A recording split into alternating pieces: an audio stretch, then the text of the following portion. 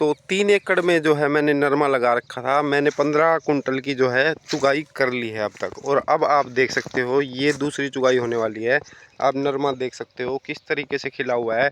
तो मैं आपको बताऊंगा कि भाई मैंने ऐसा क्या डाला। और एक चीज़ मैं और आपको बता देता हूँ कि इस खेत के अंदर जो है हलवा नहीं की गई थी, ये आप देख सकते हो, क्योंकि यहाँ पर मैंने ड्रिप बिछा रखी थी। ये देखो ड्रिप बिछा रखी थी इस कान से, ये देखो आप, बिल्कुल एक बार भी हलवा नहीं हुई इस खेत के अंदर, कोई पलाऊ नहीं लगा। फिर भी जो है मैं कम से कम 3 एकड़ में, मेरे को उम्मीद है पहले 15 कुंटल निकाल चुका हूँ मैं।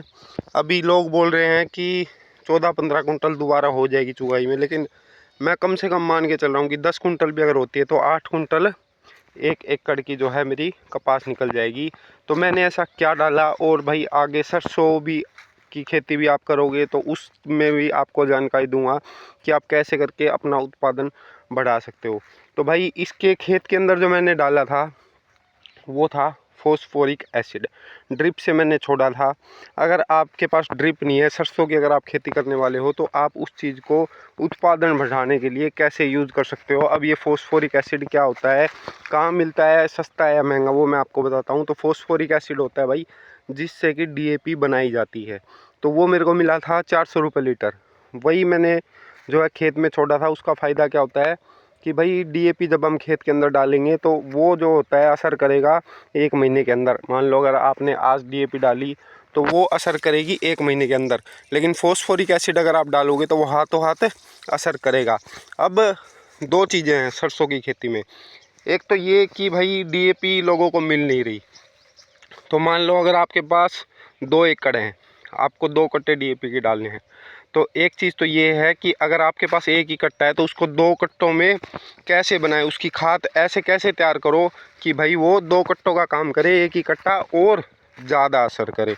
दूसरी चीज़ है कि भाई अगर आपके डीएपी नहीं मिल रही है तो आप फॉस्फोरिक एसिड का भी यूज़ कर सकते हो। तो उसका इस्तेमाल कैसे करना है वो भी मैं आपको बताऊँगा सरसों की खेती में। तो पहली चीज़ तो ये है कि भाई आप भट्ठी खाद बना सकते हो। मान लो आपके पास 1 कट्टा है डीएपी का, तो आप उसको डालो, उसके अंदर उतनी जो है मान लो 50 किलो 47 किलो जितनी भी डीएपी है उस कट्टे के अंदर उतनी गोबर की खाद मिलाओ। फिर उसके अंदर थोड़ा सा पानी मिलाओ और उसको ढक के छोड़ दो 3 दिन के लिए। फिर एक बार फिर उसमें कस्सी वगैरह या कुछ भी लेके थोड़ा उसको मिला दो, 3 दिन के लिए फिर रख दो। फिर उसको अपने खेत में डालो, एक तो डबल असर होगा और गोबर की खाद मिल जाएगी। तो 50 किलो डीएपी और 50 किलो गोबर की खाद मिलके आपकी 2 कट्टे, और वो जो है नॉर्मल से ज़्यादा असर करेगी। दूसरी चीज़ है फॉस्फोरिक एसिड। तो उसको आपको कैसे डालना है, सरसों की मान लो आपने खेत में जो बान हम करते हैं वो कर दी, उसके बाद आप जैसे ही बिजाई करोगे उससे मान लो 2-3 घंटे पहले जो स्प्रे वाली टंकी होती है उसको बुला के उसमें फॉस्फोरिक एसिड डाल के, जो कि आपको 400 रुपये लीटर पड़ेगा। अगर आप 2 एकड़ में डाल रहे हो तो 2 लीटर ले आओ, 1 एकड़ में डालना है तो 1 लीटर दिया आओ, तो आपको डीएपी से सस्ता पड़ेगा, असर भी जल्दी करेगा। उसकी आप पंप से अपने खेत के ऊपर मिट्टी के ऊपर ही आप स्प्रे कर दो और हाथों हाथ सरसों बो दो। ये चीज़ मैंने करी तो नहीं है, लेकिन कपास में आप फॉस्फोरिक एसिड का रिजल्ट देख सकते हो कितना अच्छा रिजल्ट आया है। एक चुगाई 15 कुंटल की करने के बाद भी अभी भी आप देख सकते हो कि कितनी अच्छी, ये देखो कॉटन खिली हुई है। मेरे आसपास के खेतों में किसी की जो बहुत सालों से खेती कर रहे हैं, किसी की 4 कुंटल निकली, किसी 5 कुंटल, लेकिन मैंने पहली बार में ही बिना हलवा के, याद रखना मैंने हलवा नहीं करी है एक बार भी, खेत में ट्रैक्टर घुसा ही नहीं है कपास बोने के बाद। और ऐसे बोल रहे थे मेरे को कि हलवा के बिना तो कपास तैयार होगी नहीं।